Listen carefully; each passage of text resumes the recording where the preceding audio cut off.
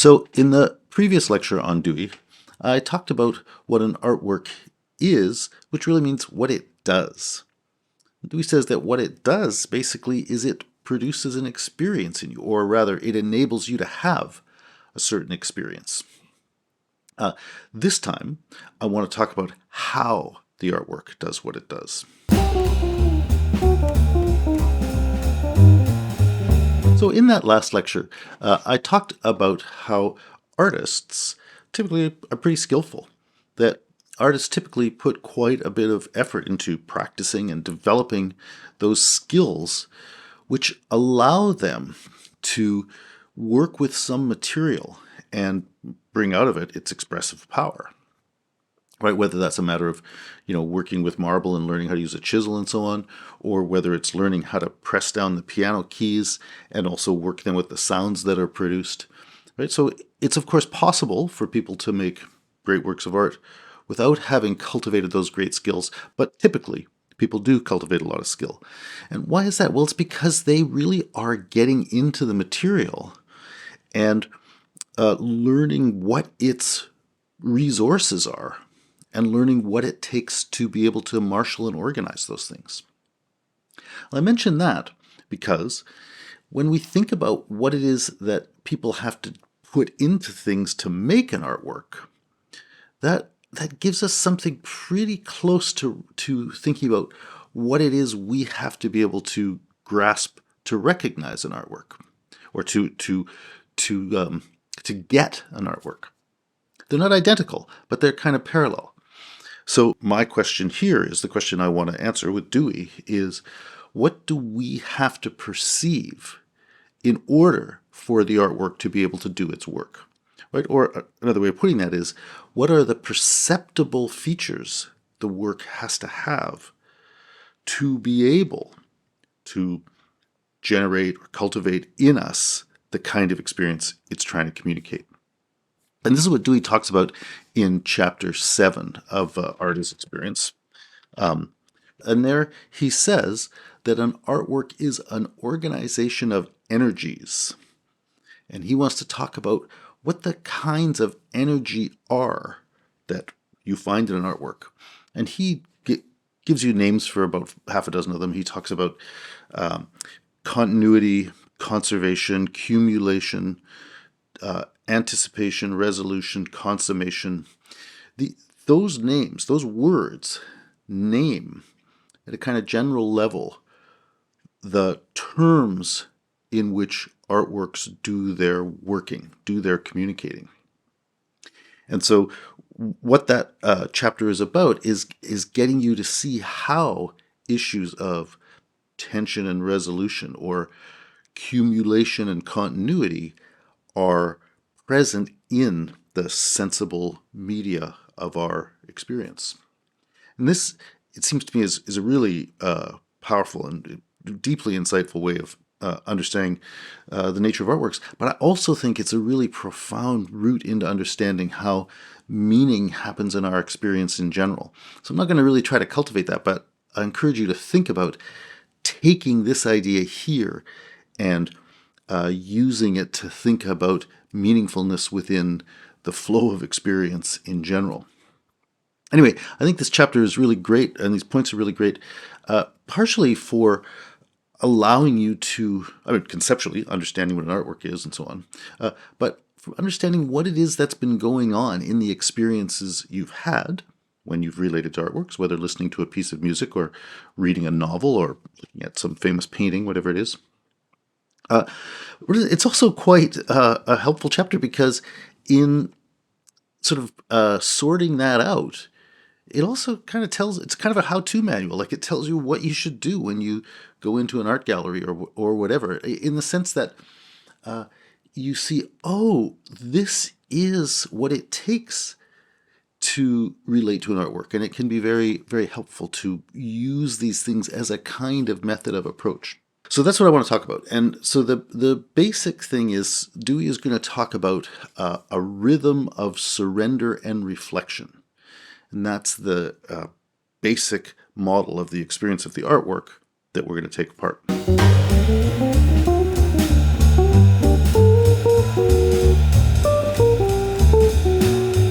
Dewey says the relationship to an artwork really has to begin with you being in some way affected by it. Right? There's got to be a way that you've seen or heard that thing, and it's had an effect on you. And it's precisely because that thing strikes you, because it is in some way emotionally gripping, that you're interested in it and that you might think to engage with it further. So that's the stage that Dewey calls surrender. The experience of an artwork begins with surrendering to what he calls the hypnotic effect of its total qualitative impression.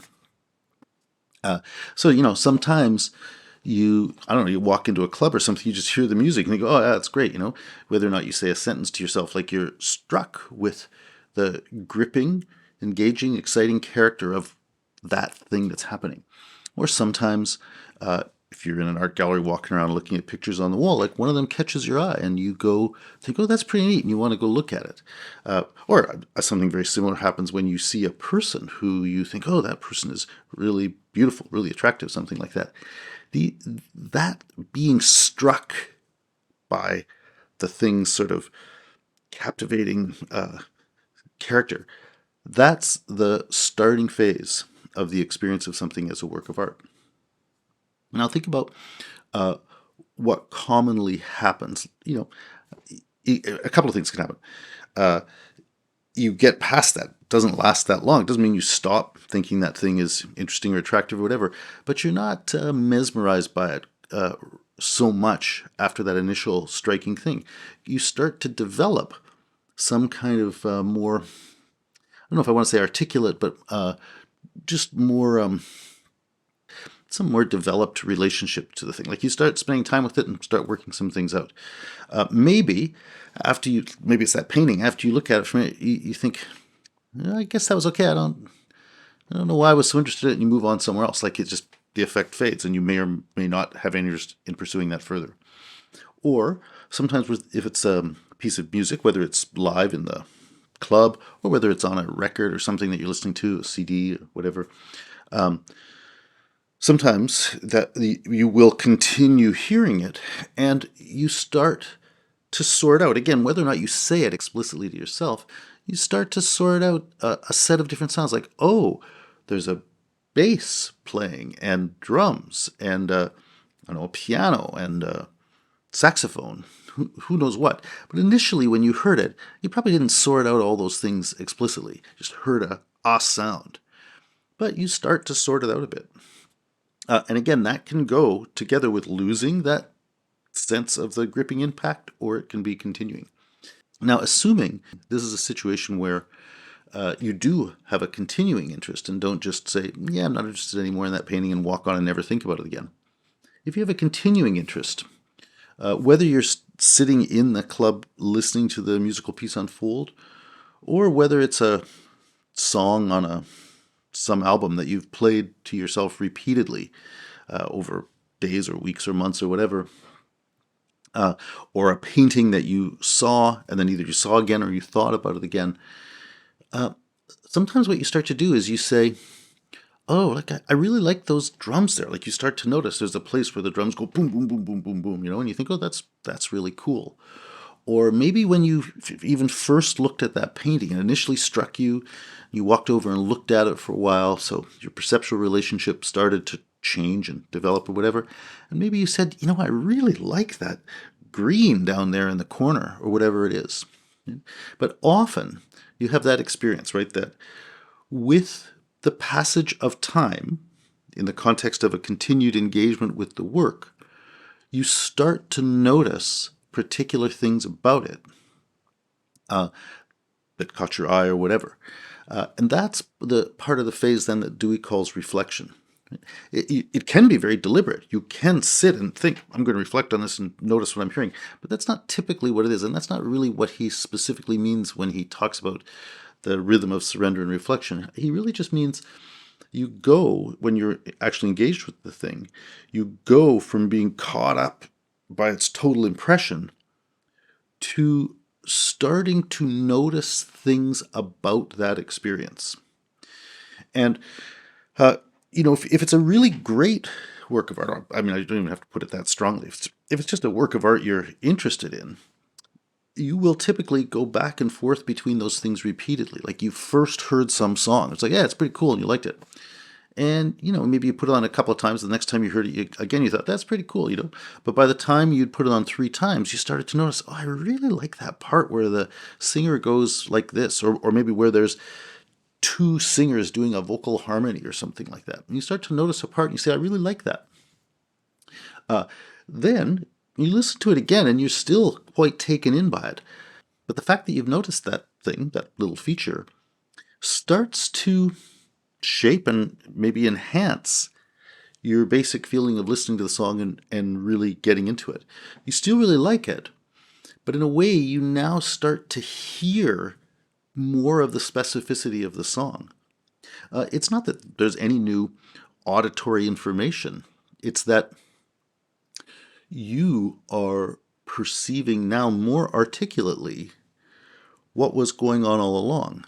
And by heightening your awareness of these certain specific features, you start to have a new experience of that thing as a whole. And that can go on, and you gradually develop, pretty deep appreciation of all the things that happen in that song. And then whenever you hear it, you still like it, but you hear all those things that the first time you didn't really notice distinctly. Learning to notice those kinds of things about that one song can then also lead you to be more perceptive about those things in other songs that you hear and like. Well, that's the basic process of surrender and reflection. It goes back and forth. You surrender to the overall impression. You start to notice things about it. Surrender to it again, but that's a bit transformed because of the things you've noticed. That leads you to notice further things. You surrender to some other work, but now because of your developed experience of sorting out what happened in that one song, you notice things in another song that maybe you wouldn't have otherwise, and you start to develop a deeper relationship of what goes on in songs in general, and that informs the way you're subsequently affected by them, and so on. Right? That's the basic process, and as I say, it doesn't ever have to be particularly intentional or explicit. But Dewey says that is the natural rhythm of engaging with and learning to appreciate an artwork. And what's happening as you're starting to notice those things is you're kind of noticing how that artwork, the painting or the work of music, how it did its job of producing that initial impression in you.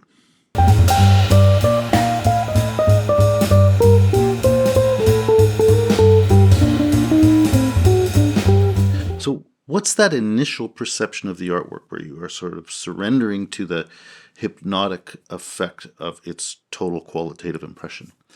Well, that's the basic perception that it does something, or that it goes somewhere, that it gets somewhere. Those words, does, goes, gets. I think those are the words that are relevant to talking about this. You're like, oh yeah, that work, yeah, it's really doing something. Dewey said before that the work has to produce an experience, a certain effect. That's what we're talking about here. But if you use that language of saying it really gets somewhere, really goes somewhere, like you're kind of saying that stuff brought about a certain result. And that's the thing that Dewey's now going to take apart. How does it get somewhere? How does it take you to somewhere, right? And the impression is that immediate, intimate feeling of being gripped by the thing it gets at, whether it's the sound of the music or the beautiful picture or whatever. So Dewey wants to then take apart the things a work is doing to bring about that result. And I want to read you a passage here. So in my book, it's going to be on page 143. Different editions of this have slightly different pagination, so it might not be quite right, but this is a 3 or 4 pages into chapter 7. And he says, at the top of 143, or near the top, he says, the problem of discovering the nature of form is thus identical with that of discovering the means by which are effected the carrying forward of an experience to fulfillment. And so when I said it sort of goes somewhere, it gets somewhere, another way of saying that is there's something fulfilling in that experience, right? Something accomplished. So he says we're going to look at the means for getting there. And he says, here are some of the conditions. There can be no movement toward a consummating close, accomplishment, unless there is a progressive massing of values, which is a cumulative effect, and that result cannot exist without conservation of the import of what has gone before.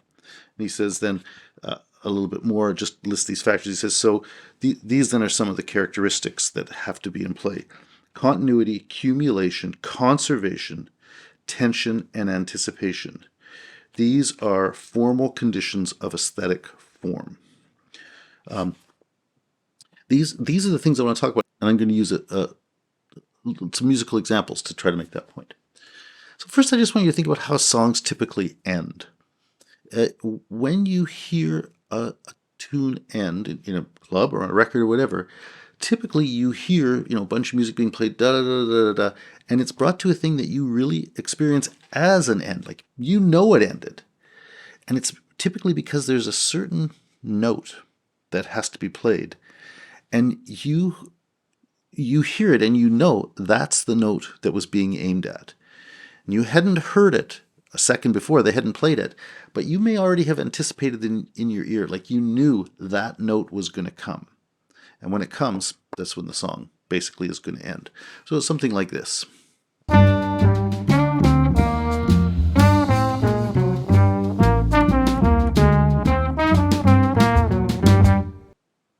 Oh, that ending is a little extra dramatic because it stops so abruptly, but even apart from the abruptness of the stop, I imagine you could tell it was going to end there because you knew it had to get to that note in order for it to stop. And so that note that music resolves to, they say the song becomes resolved, it becomes concluded. That note that the music resolves to is called the tonic, the tone, right? The one that really defines what the music is revolving around. And the interesting thing in music is that certain other notes and structures you can play set up in you a kind of expectation of that note. And so there's a particularly powerful chord called the dominant chord. And when you play it, people hear a certain kind of tension that seems like it's going to be resolved by that note. And that's, more or less the way musical form works. Certain bits of the music set up a kind of tension that some other note will then resolve. And so the thing that lets you hear it as music, and indeed lets you hear it as completion, is that relationship between a tension that was set up and a conclusion that came. So here's just a simple example of that movement in sound from the dominant chord to the resolving tonic.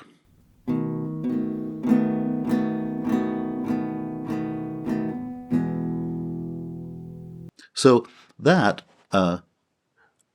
shows you, a basic kind of structure. I want to show you now how that works in a kind of a song. And for this, I want to just play a familiar musical form that's called the 12-bar blues. If you already know it, that's pretty straightforward. If you don't, I bet you'll recognize it. But this is the form of many, many songs. But what I think is so interesting about it is the way it shows this thing that Dewey is talking about, namely, the way that, on the one hand, you're just hearing sound, yet those sounds carry with them meanings, and they are meanings about how those sounds relate to other sounds. But those meanings, those relationships, aren't just about the physics of sound. They carry a certain kind of meaning, and its meaning has to do with these kinds of terms, something like tension and release. So let's just listen to the form through once, and then we'll talk about it.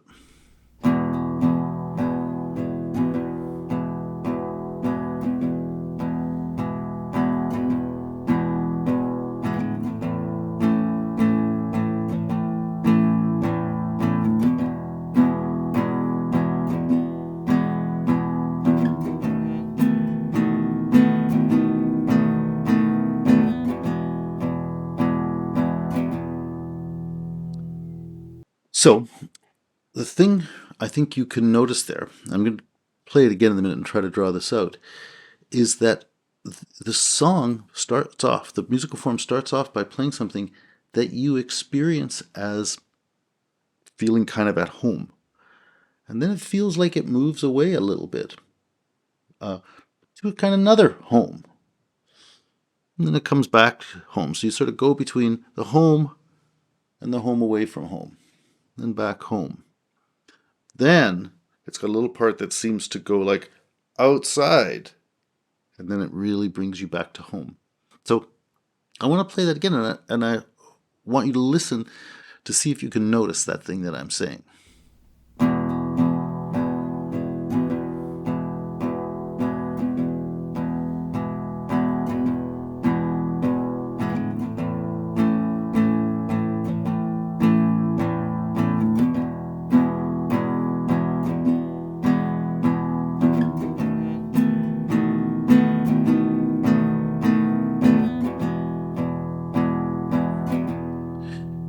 So if you notice that, then what you are seeing is how the parts of the music are kind of moving you around and bringing you somewhere.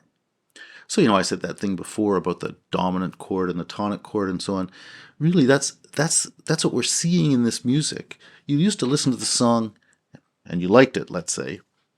What we're doing now in reflecting on it is starting to see, oh, here's what it was doing, and here are kind of the structures it employed to bring about that sense of an overall coherent experience that was had. How it became a one experience that was worked out through a variety of different things. Something was set up, and as the music unfolded, the meaning of that thing that was initiated was held onto. Right? So that's conserved. And if you didn't, if you weren't aware of the things that had happened before, you wouldn't hear the unity and power of the music by the end. But something is set up, and all the subsequent things that happen in that musical form build on and respond to that thing. So it's like a charge is put in place, and then it's built and developed and built and developed to the point that near the end of the form, with the part where you sort of go outside, you get the greatest point of tension and then the greatest fulfilling experience of completion when that tonic is played again at the very end. That structure, I bring it up because it's very familiar and it seems to be quite easy to hear and to understand. That's the kind of thing, that's what he means by a form, and that's the kind of thing he's saying is happening in any work, whether it's sculpture, architecture, dance, painting, poetry, it doesn't matter. A form is being played out, which by which he just means there is a way that the energies of sound, color, whatever they are orchestrated so as to initiate, accumulate, conserve, continue, and develop that thing that was set up by structures of tension and resolution. That's how that thing happens. I use the musical example because it seems to me because music speaks so directly to our feelings. Music sort of only works when you feel what's happening. I bring that up because I think it's quite easy or comparatively easy to see there. But the thing is, that's also what's happening with, a painting. And so in a painting, colors are set up in a way that certain ways set up tensions. They're set up in a way that make you first look at this and you're led by that to look over here. And in that painting, on the one hand, all the colors and lines, whatever else, they're all simultaneously present to you on the canvas. So in a way, you just look at it and you think, oh, it's just all there. It's just one lump of stuff right there. But it's actually very dynamic.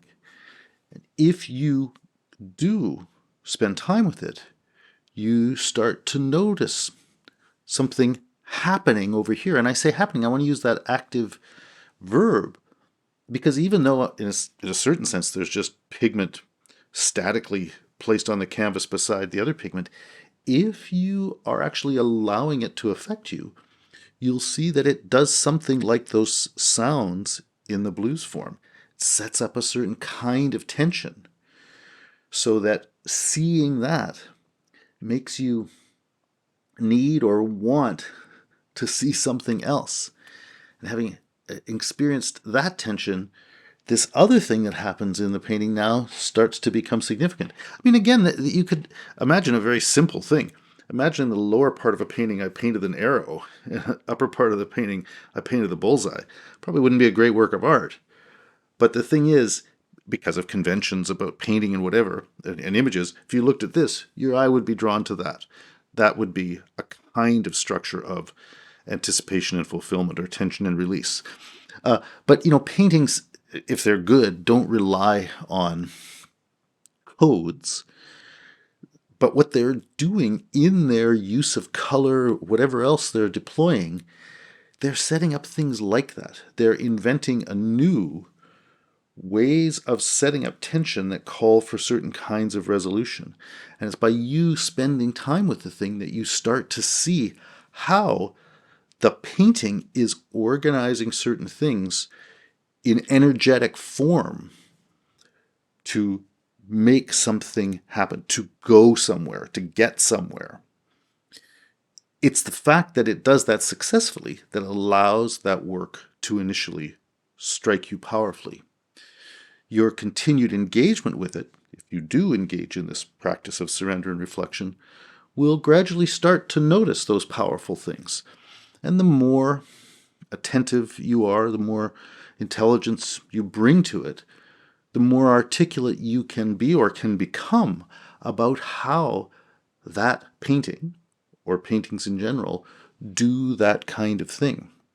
And it's by doing that that you both come to appreciate that work more and get it more, but also more fully develop your ability to appreciate the workings of art in general.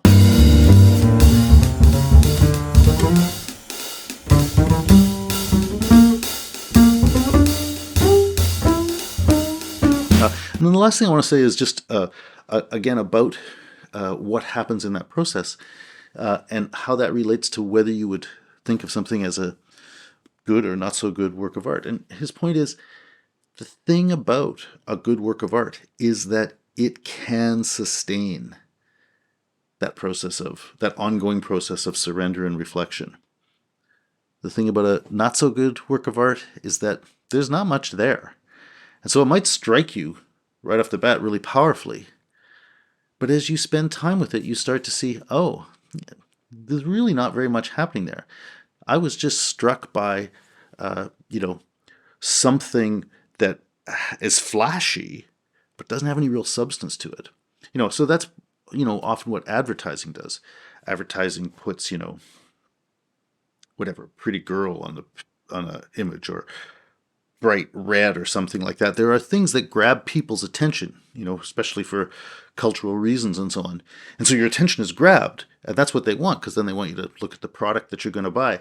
But it's not going to sustain your attention as a great work of art. And in fact, if you do reflect on it, you might see, oh, I was just kind of being manipulated by this cheap attention-grabbing stunt. Well, that's what things that purport to be artworks can do too. And so you engage with those things, and you might come to the conclusion, yeah, that's actually not powerful. A great work of art is all about depth. It's all about the fact that you can return to it. By which I don't mean somebody sat down there and planned, oh, I'm going to have a whole bunch of stuff there. What I just mean is a great work of art is truly powerful, and it therefore will be rewarding for people who engage in substantial, continuing experiences of reflection and engagement with it. And as Dewey says, in that context, it's not even, if you're thinking of a piece of music or a painting, it's not that you have to keep looking at the object or listening to the recording of the music right now. It's that the experience you had in engaging with it continues to live with you. and you can continue to draw, I don't know, fulfillment from engaging with it. And so particular works of art may live with you for years as things that express something that you keep kind of returning to and drawing from. And they may very well start to frame your perception or even your thinking about other things. So that's the real point about powerful works of art, about things that really warrant that name, is that they are things you can live in, that they open up an experience to you that is rich and important enough that it can start to become a kind of foundation for your ongoing experiencing. And they do that, as he says, by organizing these energies. And we then can make sense of that by learning to discern, in works of art in general, but especially in specific works, the ways that they initiate, accumulate, conserve, continue, and ultimately consummate that relationship of energies.